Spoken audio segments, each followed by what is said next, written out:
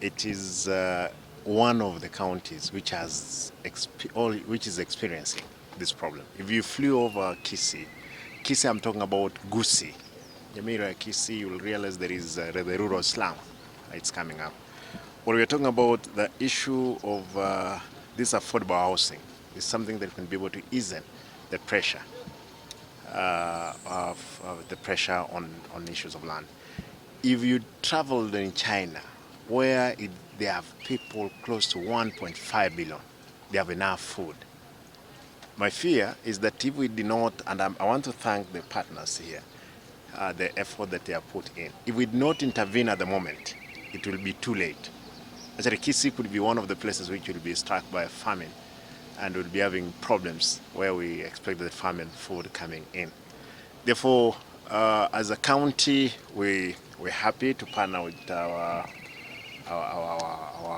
friends here, FAO, European Union, to see how we can be able to sort it out. The good thing, we have this university. Professor Geji has a responsibility, indeed, to sort out this problem as the head of the university, because we depend in issues of research to come from the university here. Yes, we know there is the issue of culture, but you see, nothing is easy. As it looks, everything takes longer than we expect. And if anything can go wrong, it will at the worst possible moment. But at that time, it has not yet come. Therefore, we are there. We are ready to see we can be able to fix the problem. We are on stage. It's us who must fix it. I'm saying that in the near future, if you are 2, 3, 4 brothers, what you do is that don't build every person in the small space. Decide to have kagorofa kadogo. Even Nairobi, we stay in those flats. We don't know who is the neighbor. You will find that even another person from here is the person you could be hating most, but he's staying there. But yeah, we need to work on that. And as a government, I'm thinking strongly that in the future we need to see how we can be able to help out the community in such arrangements. Sasa itakuwa ni kazi yetu kama chuo kikuu kuhakikisha kwamba utafiti huo unaendelea kufanywa, na zaidi ya yote kuhakikisha kwamba tunatumia kile kipengele tunachoita extension na community engagement katika kazi zetu za kuanzia sasa na kuendelea, kuhakikisha kwamba tunaanza kuzungumza na wananchi na wakulima katika maeneo haya, hususan kupitia kwenye kitivo chetu cha kilimo na masuala mengine ambayo yanahusiana na mali asili. Kwa hivyo ni ushirikiano ambao tutaufanya kati yetu na hawa washikadau ambao wamefika hapa, pamoja na vyuo vikuu vingine ambao vimewakilishwa hapa. Leo hii tuna chuo kikuu cha Nairobi, tuna chuo kikuu cha Embu, tuna chuo kikuu cha mafunzo ya kiteknolojia cha Nairobi, na wengine ambao sote tutashirikiana pamoja na kwa hakika wale ambao wanafanya kazi katika maeneo ya county na ugatuzi, kwa sababu mambo yote ambayo yanahusiana na mipango ya maendeleo kwa sasa yako katika county. The National Land Commission has been working together with the Food and Agricultural Organization and the European Union on matters of food security and related land matters. So one of the things that we did a couple of years back was to look at the effect of fragmentation of land on food security. And we came up with certain findings that were very surprising or shocking in terms of how fast land, particularly in the areas that are agriculturally productive, is being subdivided. And a good example was Nyamira, where in 1970 an average size of shareholding at the end of adjudication process was 20 acres. Now the average is between half an acre and 1 acre.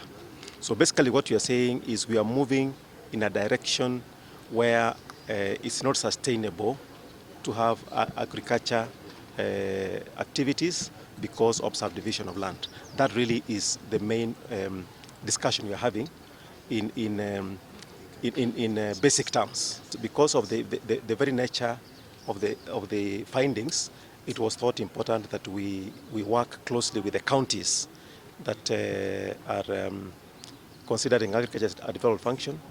The counties are in charge of matters of planning, but more importantly, bringing the discussion to the ground, to the people who need to understand what's happening. And thankfully, we have a university here that has a faculty of agriculture, and we have a vice chancellor who was also happy to host us to start this conversation and also carry it forward within the institution as a research engagement.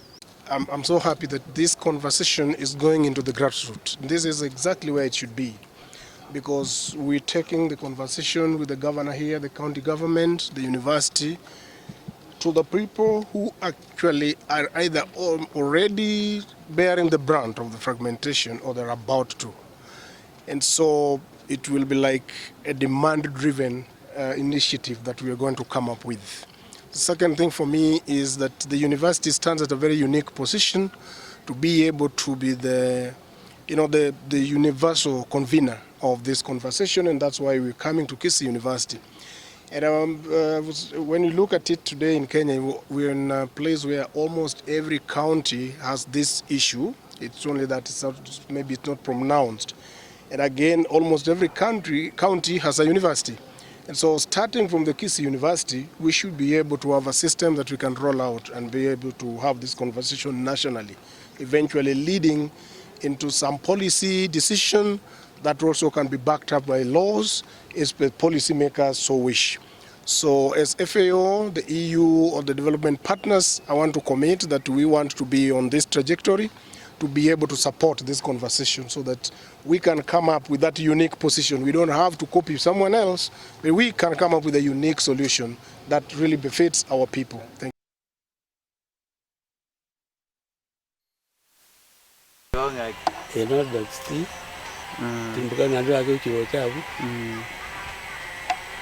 Bakojera ni ya ng'ambo ile ya mwingine.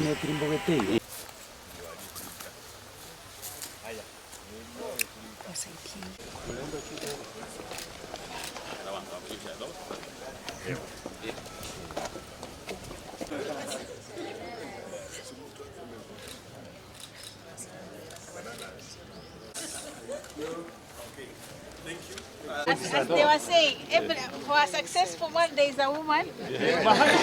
Next. Not behind. Okay.